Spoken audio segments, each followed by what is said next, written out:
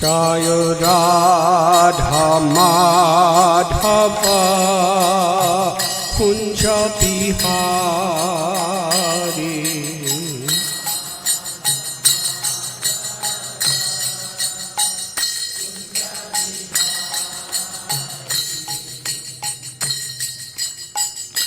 Jaya Radha Madhava Kunja Bihari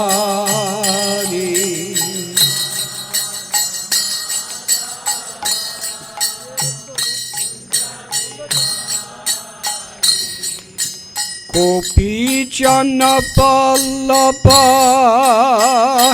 Girivardhari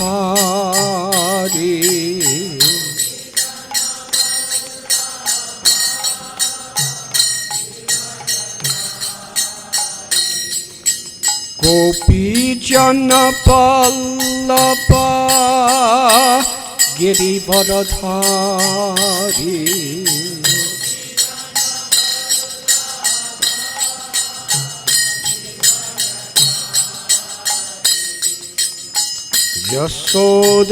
Yasodanandana Braja Janaranjana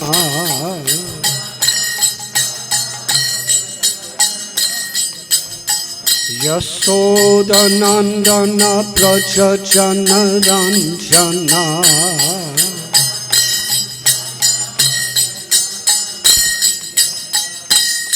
Jamuna Thira Panachari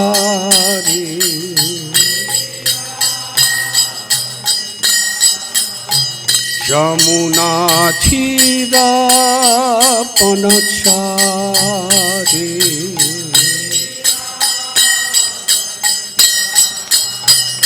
Jaya Radha Madhava Kunja Bihari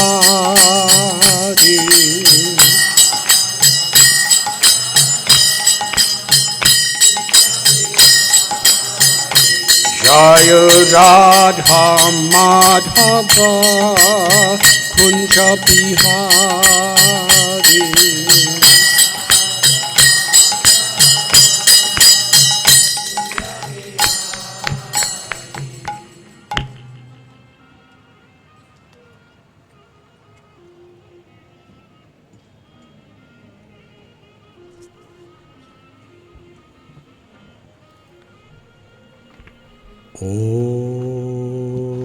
Om Gyantimidandasya Gyananjanachalakaya Chakshurun Milidham Jena Tasmai Sri Gurave Namaha Nama Om Vishnu Padaya Krishna Pristaya Bhutale Srimate Bhaktivedanta Swami Niti Namine Namaste Saraswati Deve Gauravani Pracharine Nirvishesha Shunyavadi Paschatya Desadharine Vanshakalpatarubhyascha Kripa Sindhubhya Evacha Patithanam Bhavanibhyo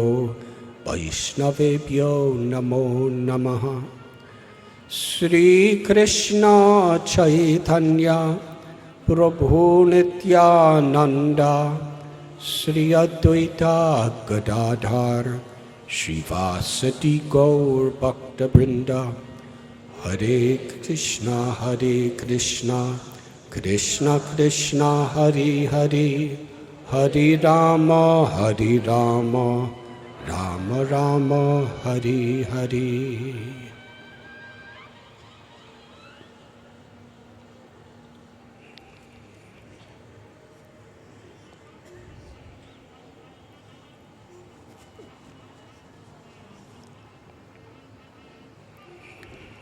It's my great honor and pleasure to be with all of you this evening. Thank you to Brajhari Prabhu, Mukunda Madhav Prabhu, Bhima Prabhu,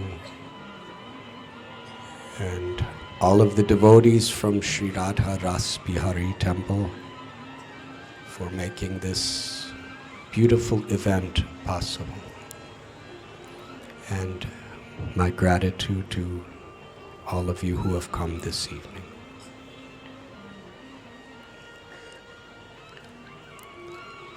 How do you say it? Happy Republic Day? I wish you a happy Republic Day.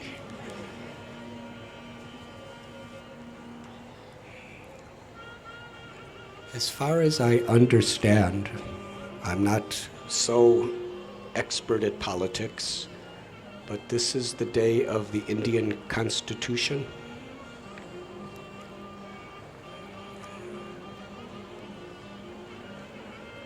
There was a great struggle here for independence.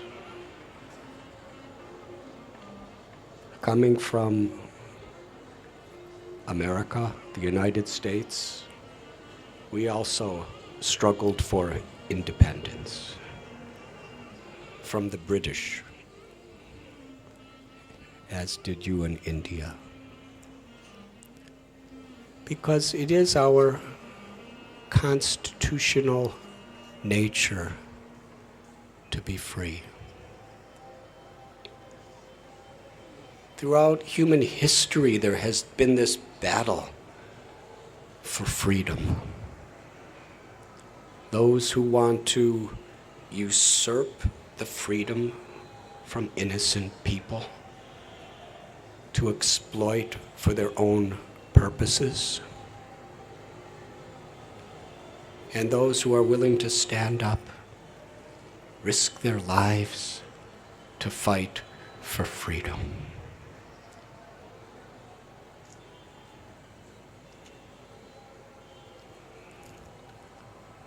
Srila Prabhupada, our very beloved Guru Maharaj, tells the story of his first meeting with his Guru Maharaj, Srila Bhakti Siddhanta Saraswati Thakur Prabhupada. This was in 1922. Srila Prabhupada was then a young man. He was married. He had a little son. And from his childhood, his father and mother were very great devotees of Krishna. He said every morning he would wake up to hearing little bells ringing. And he'd go running and he'd see his mother and father worshiping Radha Govinda in their home. So it was very natural. And his father and mother, they had a special family tradition that every night they would cook extra dinner, prasad, to invite sadhus. And the sadhus would assemble, and the whole family together would serve the sadhus prasad before they would eat. And after serving prasad, giving such loving hospitality. Hospitality is a very deep tradition. And in the Indian culture and in the Vedic literature, it's considered to be a very prominent aspect of our spiritual culture, hospitality.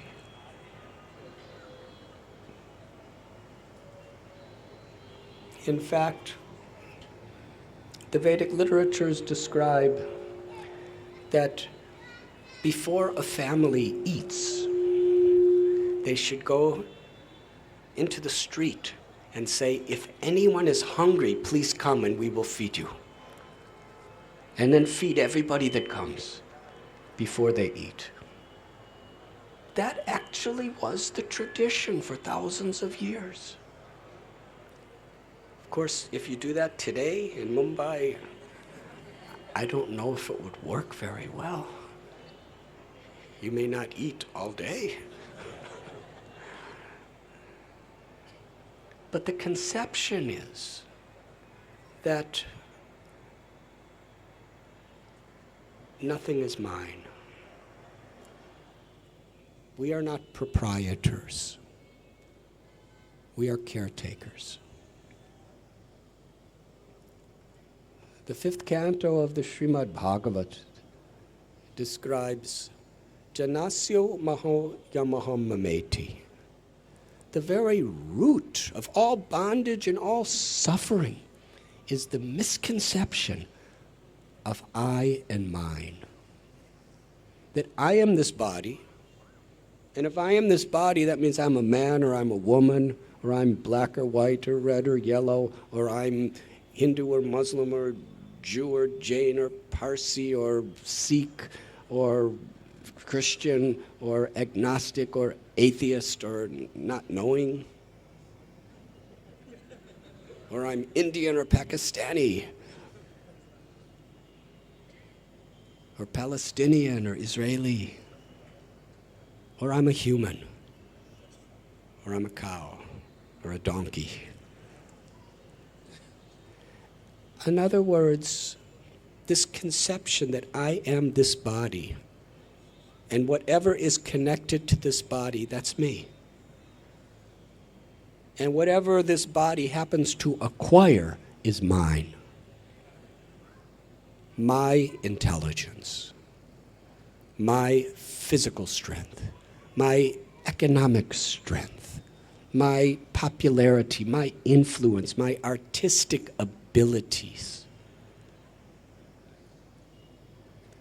This misconception is not only the source of all suffering and bondage, but it's the suffering of all conflict and exploitation. So the question is, Atato Brahma Jigyasa, who am I? And is anything mine?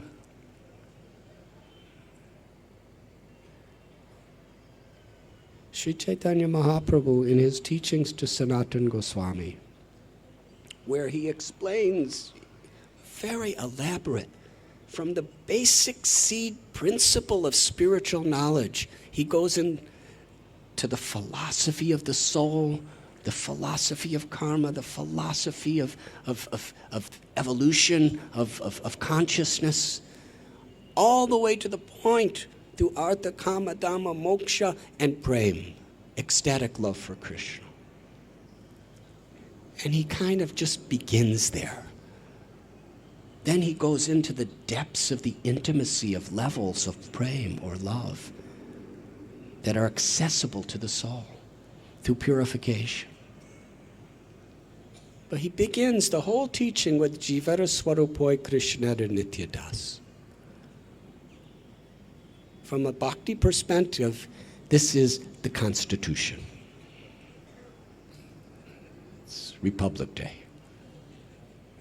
That our constitutional nature, the inseparable quality of our true self, is that we are eternally the servants of the supreme, all-attractive, all-loving Lord. I am the eternal soul. And what is mine? The free choice to serve with love. To serve God with love, to be an instrument of God's compassion with love, or to live in this dream condition that I am this body and these things are mine.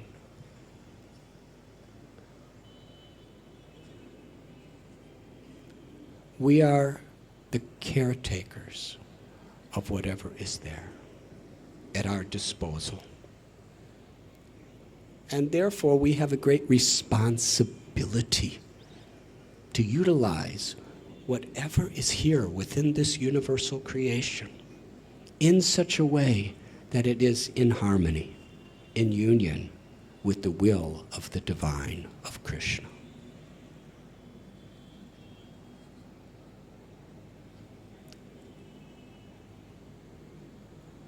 Hospitality, this conception, is we recognize this.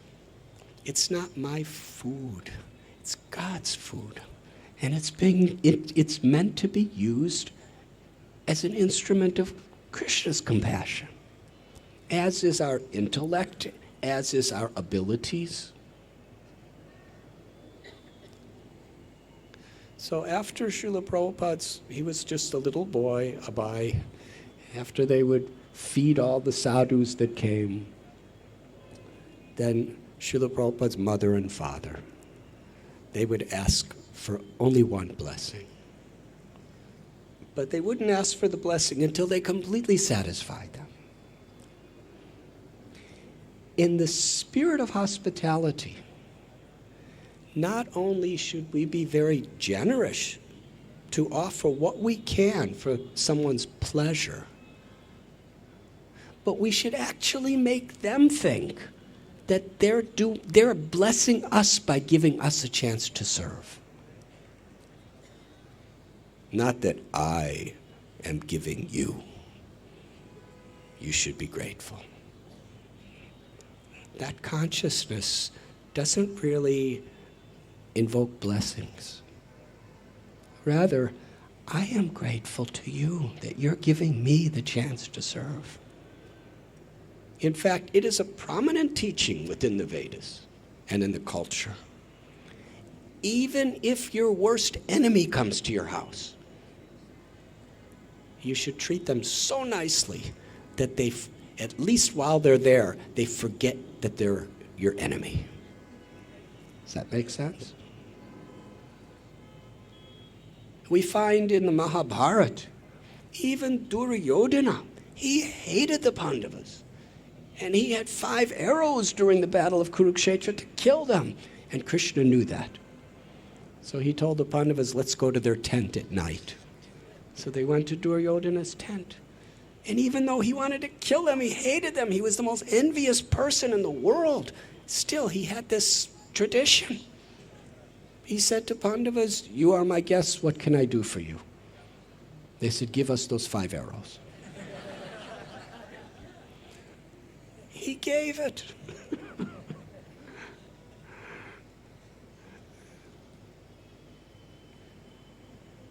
So, to be grateful. So, Srila Prabhupada's family would serve these sadhus in such a way that they felt so welcome. They felt so that their hosts were so happy that they're there. It's an exclamation point.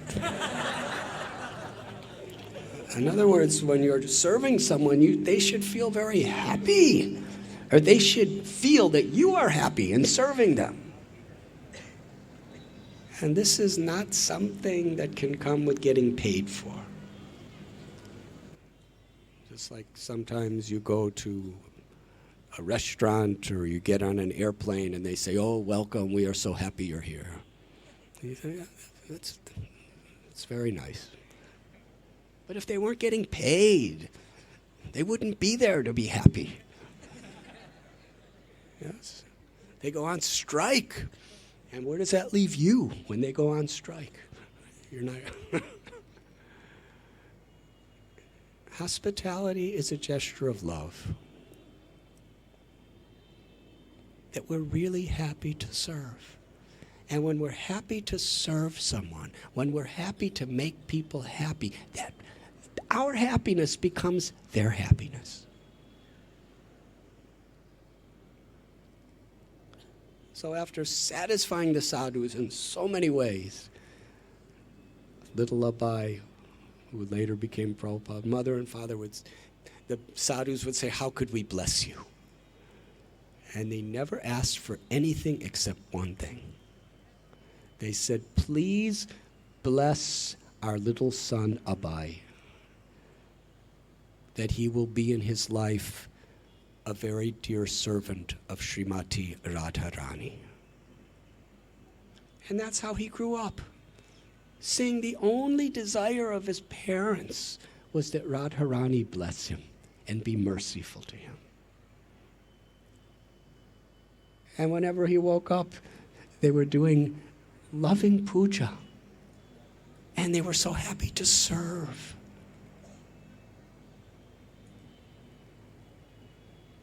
But what happened is over those years, he saw there was all different kinds of sadhus.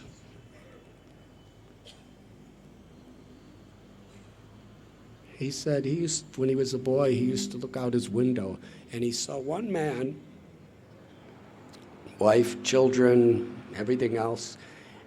Just like many people, they go and put on their suit and tie or whatever to go to work. This person would take off his family clothes and put on sadhu, Swami clothes, and go out and beg. And come to his house for dinner. Whatever. So he wasn't very inclined toward sadhus. So his friend, Narendra, one day told him, Abhay, this is when he was just a young man. He said, come, there's a really great sadhu I met him. Please come and meet him. And Abhay said, I'm a spiritual person, I'm a devotee, but I'm not into meeting sadhus. He said, no, this is a special person. I know so many sadhus. I grew up so many sadhus. He said, please come, please come. So just to satisfy his son, he came. And it was on a rooftop, just like this, but a very small rooftop. 1 Ultadunga Junction Road in Calcutta. And knowing the culture, Prabhupada bowed down, and the sadhu told him, you are an intelligent young man. You should take the message of Bhagavad Gita. You should take the message of Sri Chaitanya and spread it throughout the whole world in the English language. And his head was still bowing down. He hadn't even had time to look at him yet. He hadn't had time to meet him yet. There was no introduction, and here he's getting a lifetime instruction.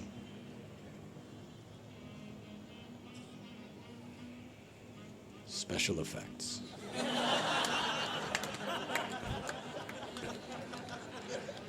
So he got him. I guess we have to get used to special effects.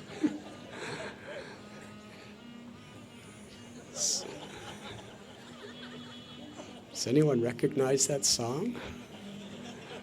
That's probably good.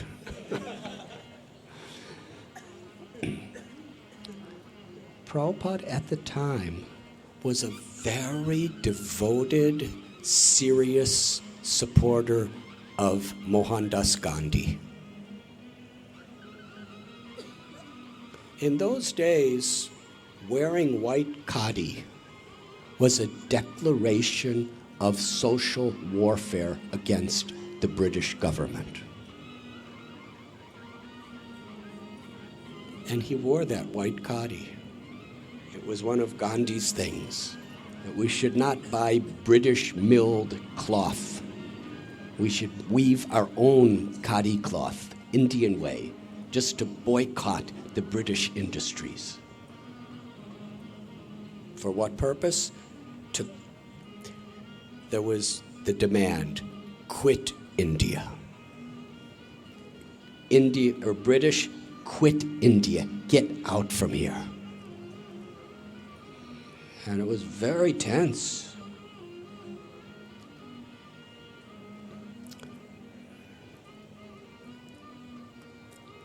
So Srila Prabhupada said to his guru later, he said that this this talking about spreading Sanatan Dharma,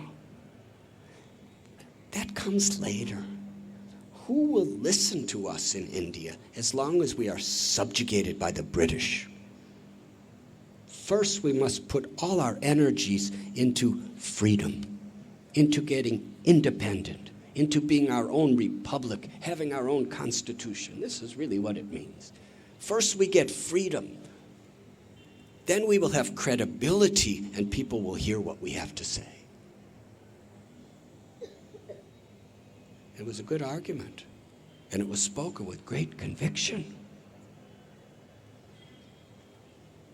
Bhaktisiddhanta Saraswati Thakur said that political parties are always changing.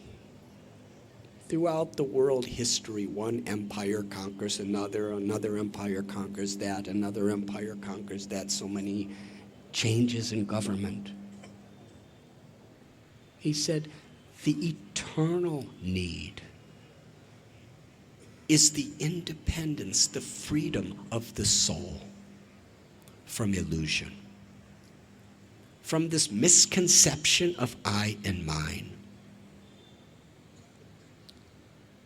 Liberation, not just political liberation, but liberation from ahankar, from the false ego.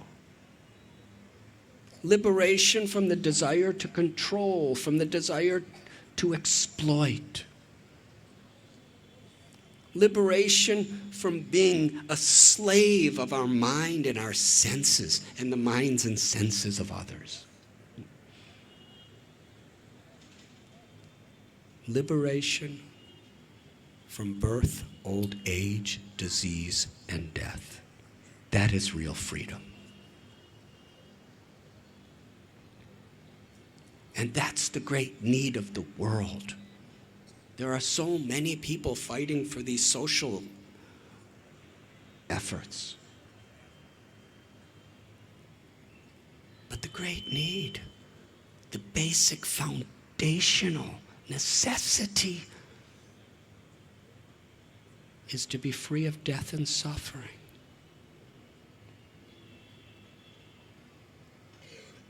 And that comes through Dharma. By the chanting of the holy names of the Lord, by learning to live in a spirit of seva, a spirit of devotional service, we can actually learn how to love Krishna. And there's nothing in this world that can interrupt that.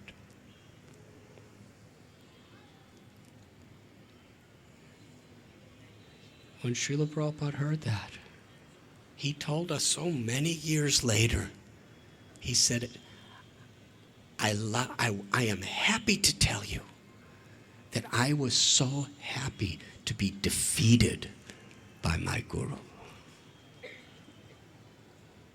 And he actually made that his mission.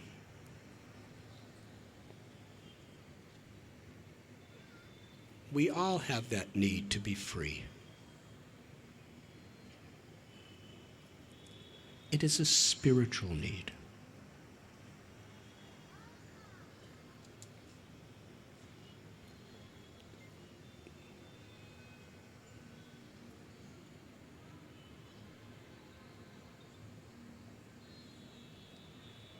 When we actually connect with that free nature of the soul, then we are no longer bound by the chains of selfishness.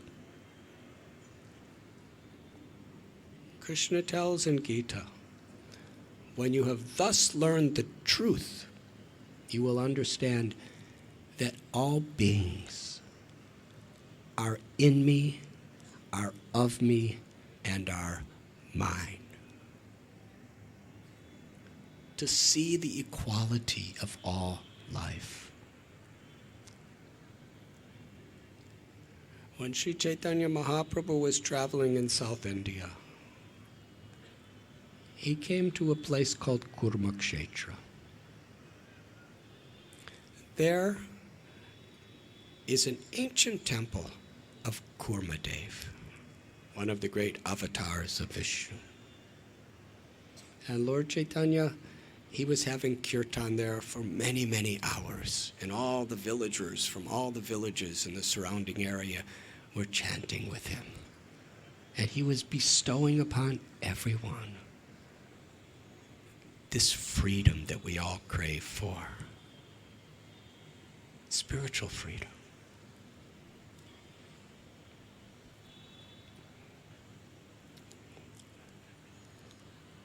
Srila Prabhupada quoted Socrates. He was teaching about the liberation of the soul. And the government of the time, they considered this a great threat. So they arrested him and put him in prison and decided the penalty is death. So they brought some poison hemlock for him to drink. And the guard brought it into the chamber of his prison and said, "You drink this and you die." And Socrates was very happy. He smiled. He said, "You cannot kill me until you could find me." Now the guard was really bewildered by that. What does that mean? You're in prison, you're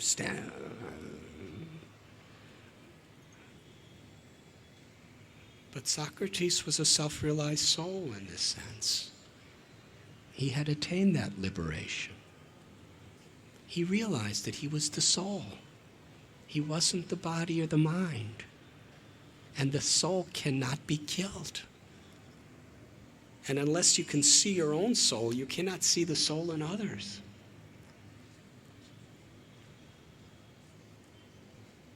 So Lord Chaitanya was giving this freedom to all the people. And there was one man, he was known as the Kurma Brahmin. He invited Lord Chaitanya, "Please come to my home." And when Lord Chaitanya came to his home, he gave this type of hospitality.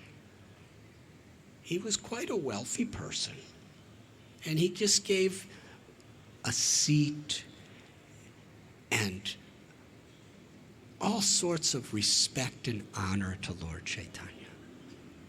He said, "Your feet are worshipped by Brahma, your feet are worshipped by the Devas, and now those same feet have come to my house. I am so grateful. My wealth, my body, my life, my family, everything has become auspicious because you are accepting my service." He said, "I have one thing I want to ask you.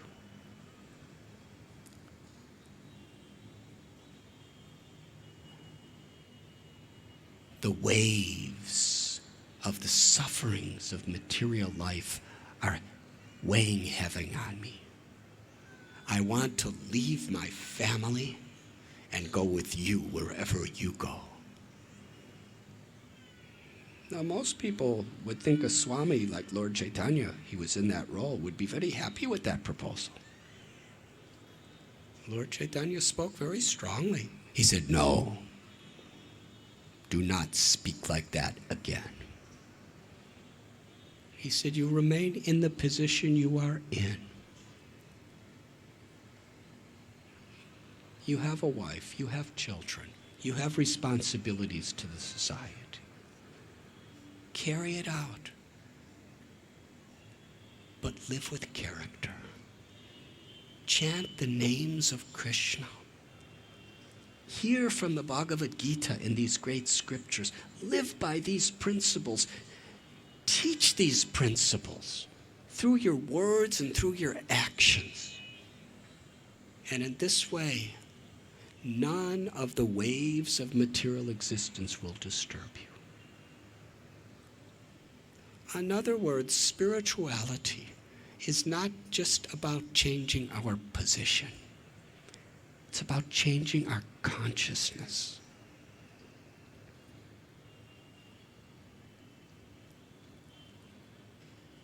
He told the Kurma Brahmin, just chant Krishna's names and become purified. Just live and teach these Bhagavad Gita principles. And not only will you be liberated, but you could be the guru for the whole world.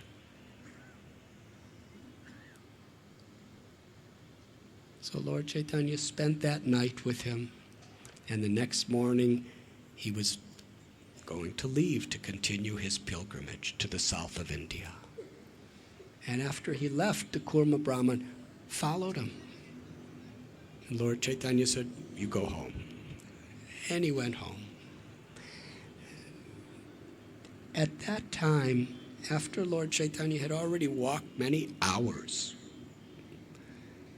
there was a very simple man named Vasudeva who had heard that Sri Chaitanya was at the house of Kurma.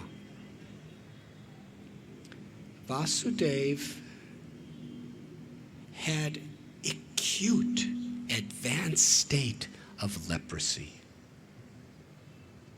It was so bad that he was exiled from the society. He was rejected. His body was so decomposed. It smelled horrible.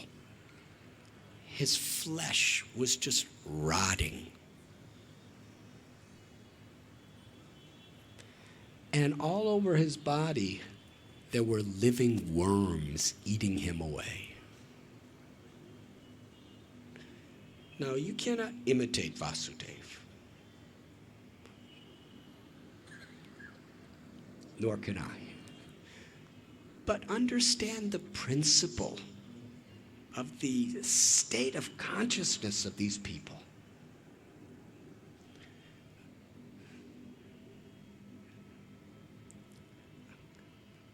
Could I tell a little story? Then I'm going to get back to this. One time, in this book I wrote, The Journey Home, I was living in Bharsana, Braj Bhumi. And I had severe dysentery. And there are no toilets there. I was living on a mountain. So I'd have to go into a jungle, some distance from this ancient, crumbling little temple that I was living at. And I would squat down, because that's the way you do it. And I'd have a little container of water.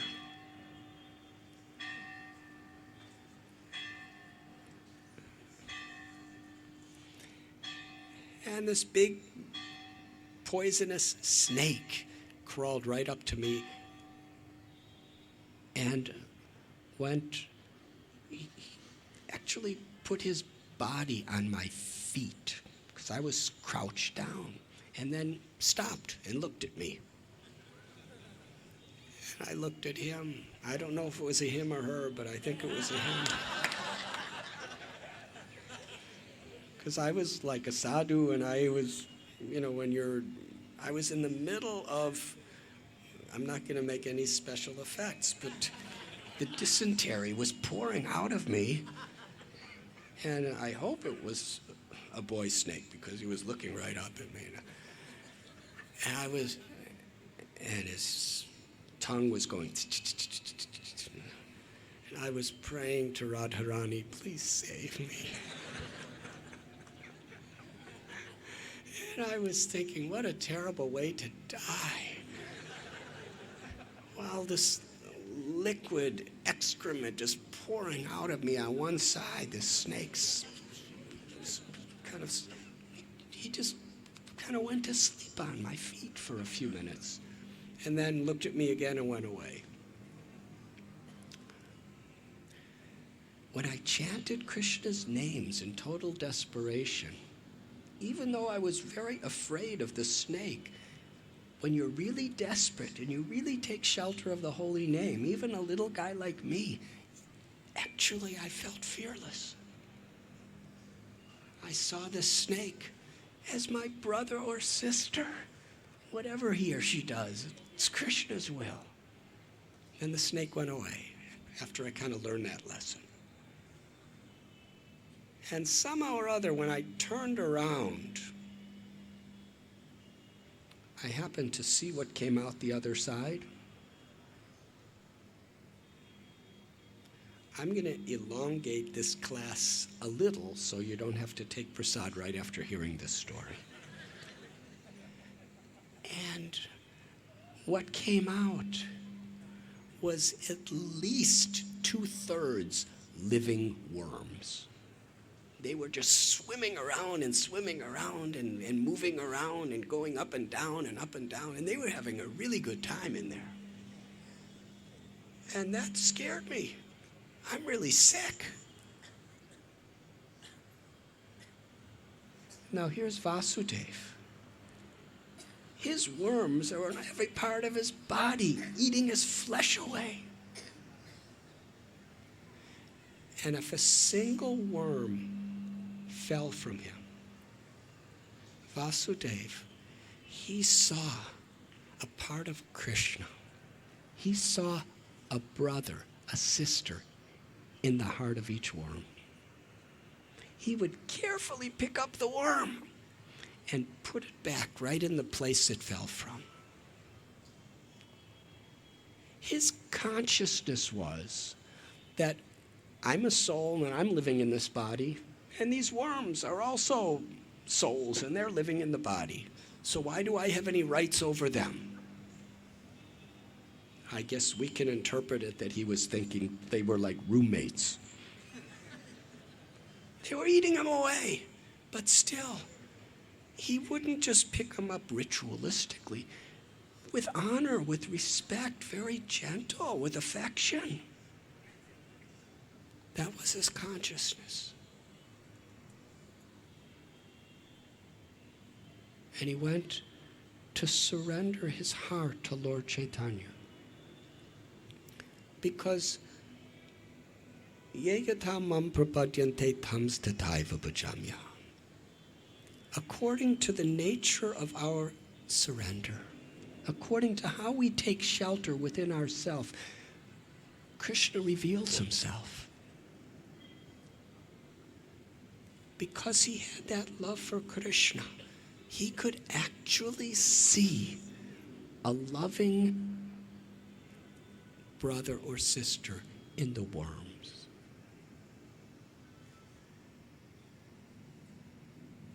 And Krishna, from the heart of the worms, from his own heart, was reciprocating with him. His compassion was not just a ritual. It was not just based on a philosophical principle.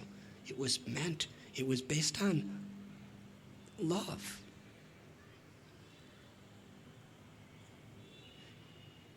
It must have been very difficult for him to go to the Kurma Brahmin's house, as sickly as he was. And when he arrived, he found out Lord Chaitanya, many hours before, had already left and gone on in his tour. And his heart was broken. He was feeling, I missed the opportunity of my life. He knew that Lord Chaitanya was his beloved Lord Krishna, because the Lord revealed that in his own heart. Faith is a gift.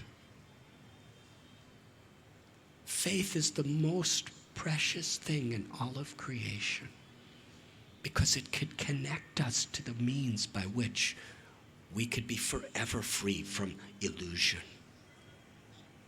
and reconnected with Krishna, with our beloved Lord. That faith was awakened within his heart. And he was feeling pang of separation.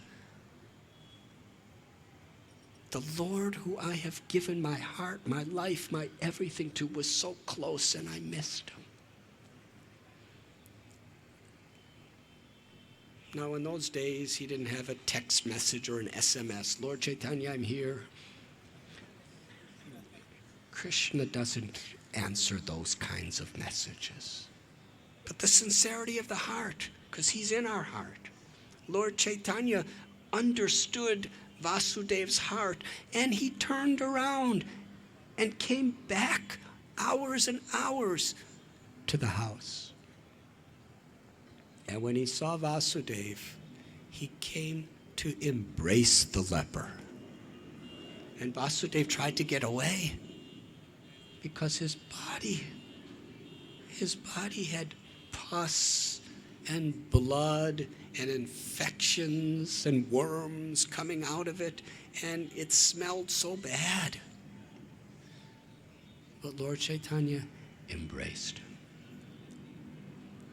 and squeezed him with his embrace with such love. And as soon as he was embraced, all the leprosy disappeared. It doesn't say this, but we could kind of assume that because Vasudeva was so respectful to all those thousands and thousands of worms, they probably all got liberated. And his body was very healthy. In fact, it was lustrous with a beautiful aura of light. He was beautiful. He was healthy. And Vasudeva spoke from the Srimad Bhagavatam, the story of Sudama, Vipra, and Krishna. He said, who am I?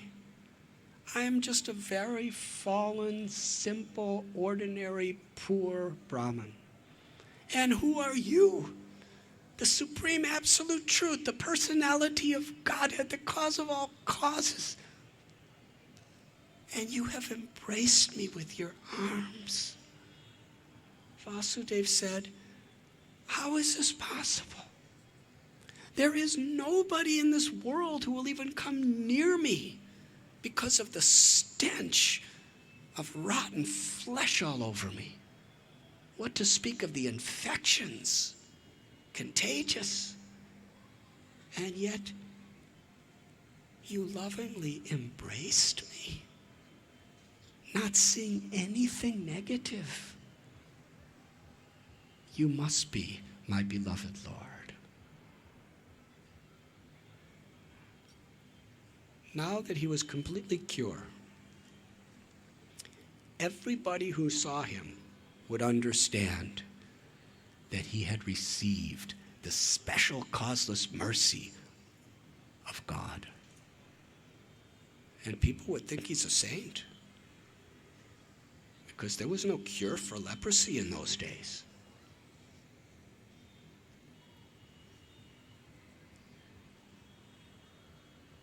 He didn't say anything, but in his mind he was thinking.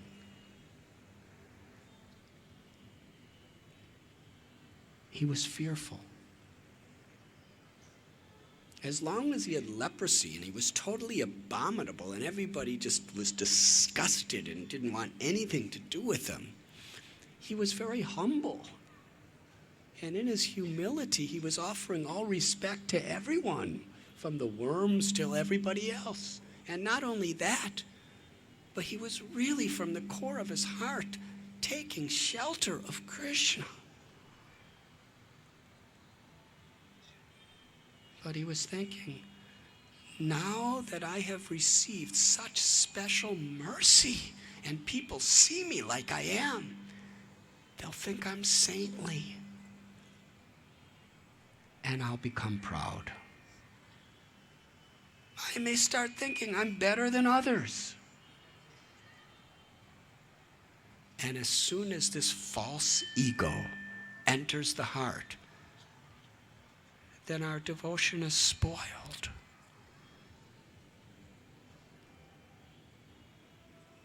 Lord Chaitanya taught this principle. Trinadapi sunichena turor ibasihishnana. Amanina manandena kirtaniya sadahari. That if we really want to taste the name of Krishna, we have to chant in such a way that Krishna is so pleased to reciprocate with us, to reveal. Bhaktisiddhanta Saraswati and Prabhupada told us that the name of Krishna is not different than Krishna. The name of Radha is Radha. Nama Chintamani Krishna's Chaitanya Rasvigra.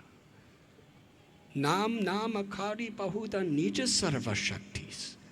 That all the power, the beauty, the grace, the sweetness, the love of God is within the name. And we will taste the sweetness of the name when we are humble.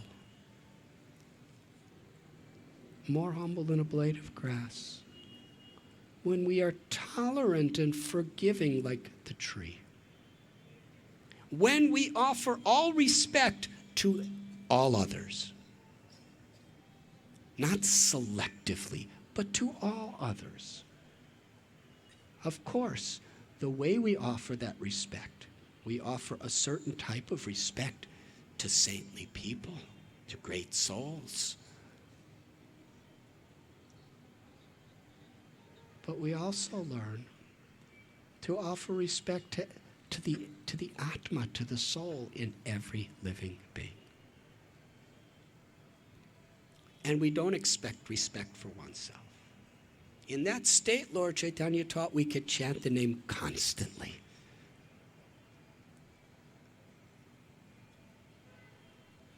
Vasudeva was thinking, now that I'm going to become very famous by anybody who sees me or hears about me, what if I become proud? Then my devotion is spoiled. In other words, he preferred to be a leper in a humble position than to be a very healthy, beautiful person with false ego. Because his standard of happiness is what pleases Krishna. Krishna's happy when we're humble, when we have respect. He was fearful. When he was a leper, he had no fear.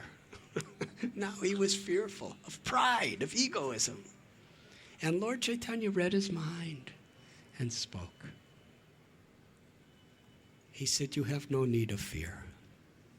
He gave him the same instruction as he gave Kurma. Always chant the names of Krishna. Hear the Bhagavad Gita. Teach the Bhagavad Gita to others through your life and through your words. And then you have no fear of false pride. When we understand we're eternally the servant of Krishna, that is real freedom. And Sri Chaitanya taught another principle. Gopi Bhartur Padakamalayora Dasa Dasa Das Anudas. In Jagannath Puri during the Ratha Yatra, Sri Chaitanya Mahaprabhu revealed his ecstasies of Sri Radha, of bringing Jagannath Krishna back to Vrindavan after years of separation. That was his Mahabhava. But he began by establishing this beautiful principle of offering this prayer to Lord Jagannath. I'm not any of these material designations. I'm not a Brahmana, a Kshatriya, Vaishya, Shudra, Brahmachari, Grihastha, Vanaprastha, or Sannyas. Who am I? I'm the servant of the servant of the servant of the servant of your servants.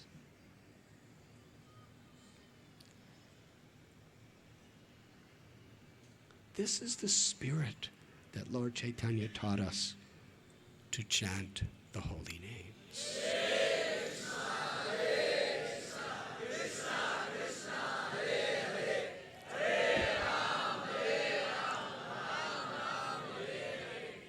And to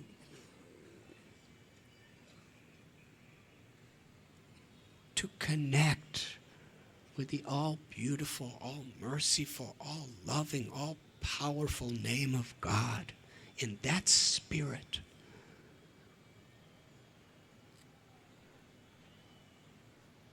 we not attain, we are given by Krishna's grace independence forever. From all of this envy, lust, greed, anger, arrogance, and illusion. To be free of those unwanted qualities within our heart is actual independence, real freedom. Srila Prabhupada, while he taught us these things, he also honored the governments that gave us freedom to practice. It was quite an extraordinary thing. There are many letters and conversations where Srila Prabhupada was really grateful to the country of America, with all of its whatever. He said, the government is giving us the freedom to go on the streets and express our devotion. In 1971, I believe it was, Prabhupada went to Russia. Shamsundar went with him. That's a beautiful story. Srila Prabhupada was invited by a Professor Katowski, who was at Moscow University, to come and give some speech. And Prabhupada was trying to get a visa in so many ways, but he couldn't. And ultimately he asked Shamsundar, his secretary, such a loving, incredible devotee. And Shamsundar, within a day, got him a visa. And he went with Prabhupada to Moscow. This is 1971, at the time when the Cold War was at its peak, when communism and the KGB was very, very oppressive.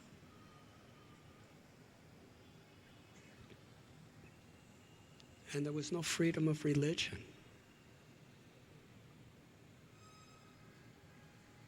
In fact, besides going to the college to speak, everything and everywhere Prabhupada wanted to do, he was escorted by KGB guards to make sure he wasn't doing anything he wasn't supposed to do. Very oppressive. And one day Shamsundar went looking for some vegetables. And in those days, he was walking around Moscow for hours looking for vegetables. Couldn't find vegetables. But while he was walking, a Russian boy walked up to him and said, because Shamsundar looked different. He said, the Russian boy said to him, "Are you from America?" Shamsundar said, "Yes." He said, "Do you have any blue jeans? Or do you have any rock and roll records?" Shamsundar said, "No, but I have a guru. Would you like to meet him?" Well, I guess the boy thought if America, people have a guru, then it must be a good thing. So he brought, Prabhupada just had a little room in the National Hotel. And this was the only opportunity Prabhupada had, really, to speak openly to the people of Russia, because he was being guarded everywhere except inside his hotel room. So this one boy sat there, and Prabhupada spent 3 days, all days, teaching him about Bhagavad Gita's teachings and giving him the holy name, and gave him initiation, Ananta Shanti.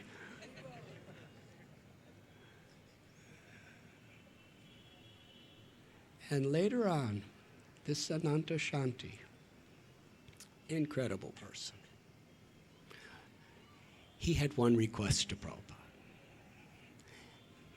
He wanted a wife from the West. He wasn't so advanced yet, but he was open.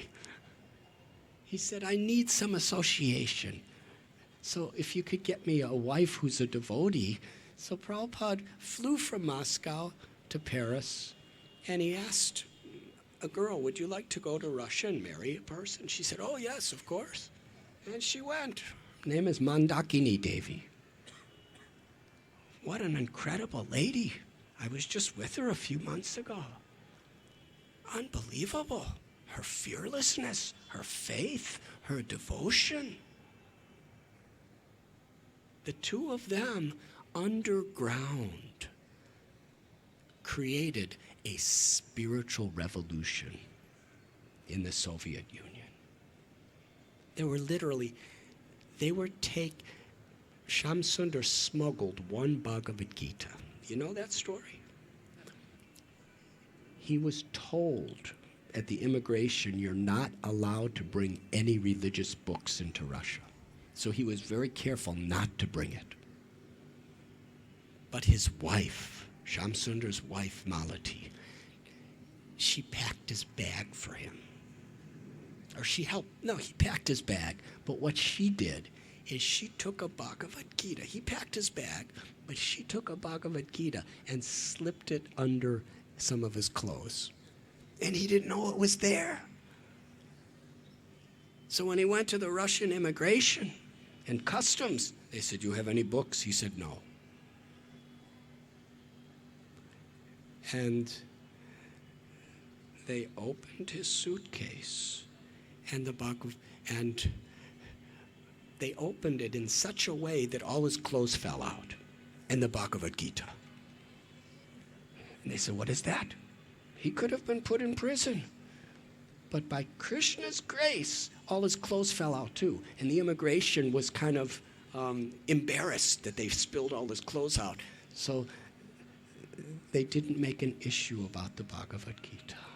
And he gave that to Ananta Shanti and Mandakini. And they started copying the Bhagavad Gitas by hand. And in this way, thousands and thousands of Bhagavad Gitas were going underground all over Russia. People were getting one and copying it. Or going, whatever little ways that they could. I want to tell you an interesting story. Recently, when I was in Ukraine, there was a festival. A bhakti festival for Krishna of ISKCON.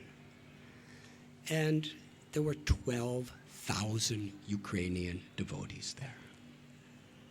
And amazing kirtans. It was, I think, a 7-day festival.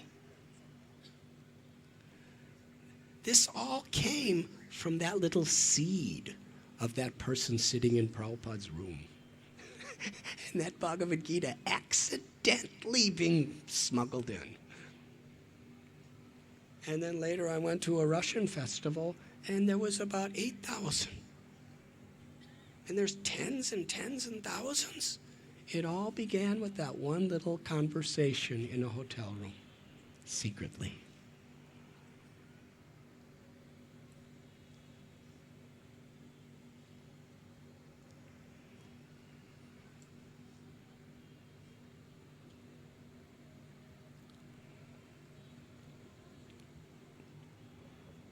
Shamsundar tells the story that just toward the end of their visit, the KGB and the guards wanted to give him a little tour.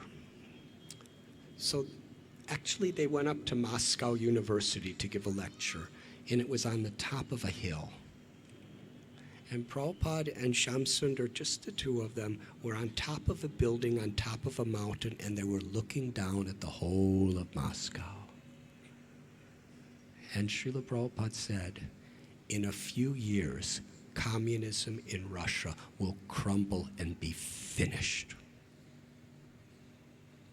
Because it is so oppressive to the people. He said the people here are so good, but the government is so oppressive, it cannot last. And sure enough, what happened? What he said came true. You see, it is the instinct of nature to be free. And Srila Prabhupada was telling Shamsundar how fortunate he was to have been coming from America. Even with all of its problems, there's a basic right of freedom there.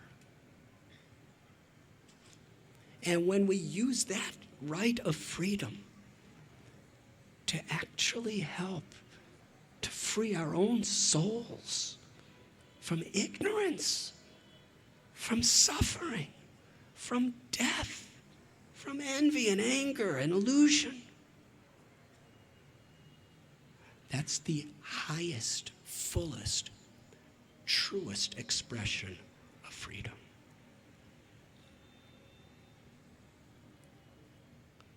Lord Chaitanya didn't teach a violent revolution.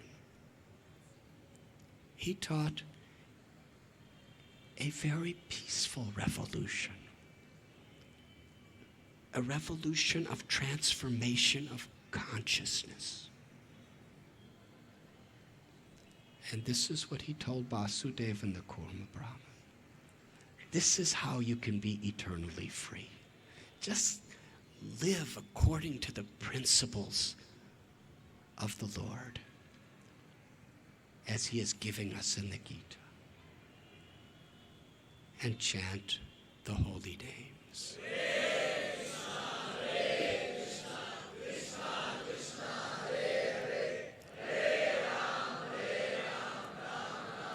And when we taste the sweetness of that freedom,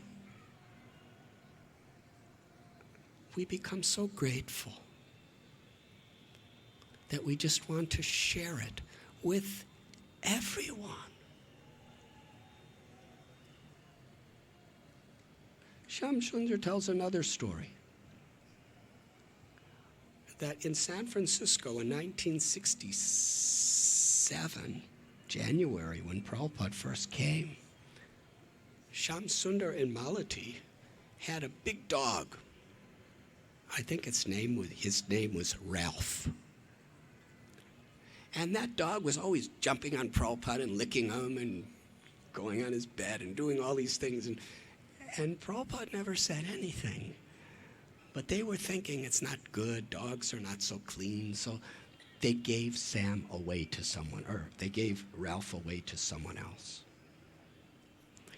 They used to drive Prabhupada around in their car. They had an old convertible, a really beaten up old convertible, and Shamsundar would drive, and Prabhupada would be in the passenger seat, and Ralph was always jumping around in the back seat. And so they gave Ralph away. And one day they got in the car and Prabhupada said, "Where is Ralph?" He said, "Well, we gave him away, Prabhupada." He said, "Why did you give him away?"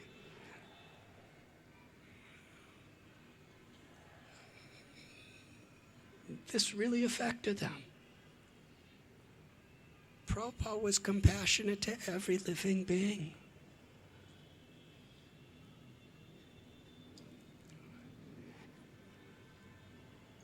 Prabhupada wanted to give this spiritual freedom. One time a devotee asked Prabhupada, "How could we repay you for what you've given us?"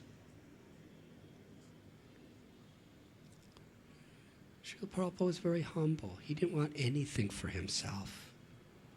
He said, "Just open your heart to receive what I am giving you. Live by these principles and share it with others." That's Krishna's message. That's the essence of Dharma. To receive Krishna's grace and to share that grace with others.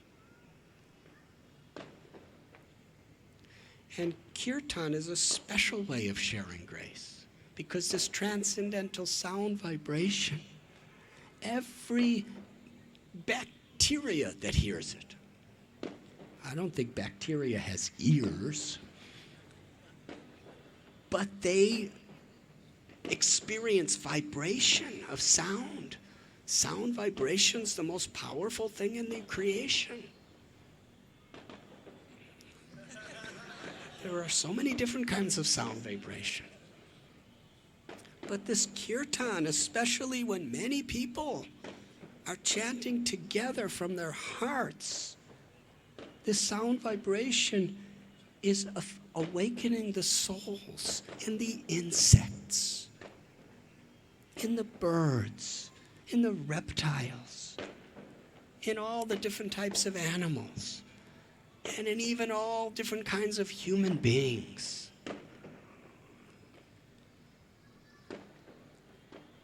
It's a way of sharing. And to the degree we are actually taking shelter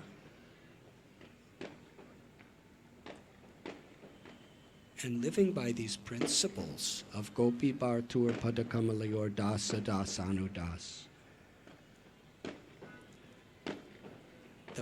the power and the mercy of that grace can really manifest through us.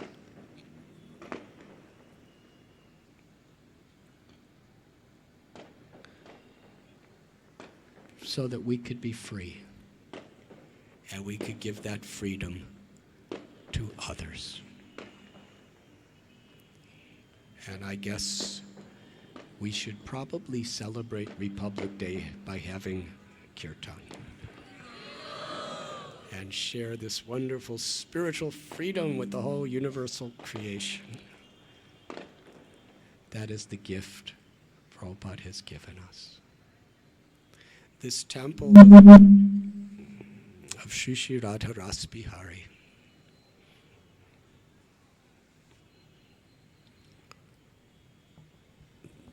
recently, His Holiness Giriraj Swami Maharaj, His Holiness Gopal Krishna Goswami Maharaj, and others, Bhima Prabhu, they were describing to us of the unbelievable struggles and challenges that Prabhupada had here to try to make this wonderful facility available to the people of Mumbai and to the people of the whole world. Why?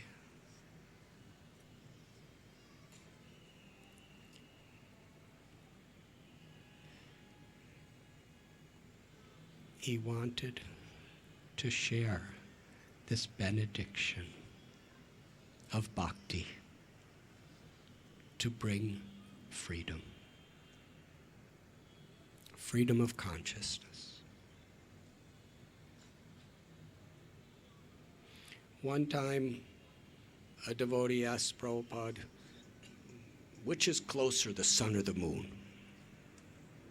Now, he answered this question many ways and many times. But I remember I was once brushing a cow, and I heard a little cassette tape of somebody asking Prabhupada this. And Prabhupada said, whether the sun is closer or the moon is closer is not the real problem. The real problem is birth, old age, disease, and death.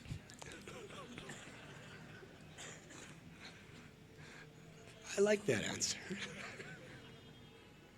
Because we have so many technical things that we can argue about, and there's truths that, are supported in scriptures and everything like that. But ultimately, Prabhupada said the real problem is birth, old age, disease, and death. And this is what we should focus on. Living in a spirit of seva. and chanting God's holy names.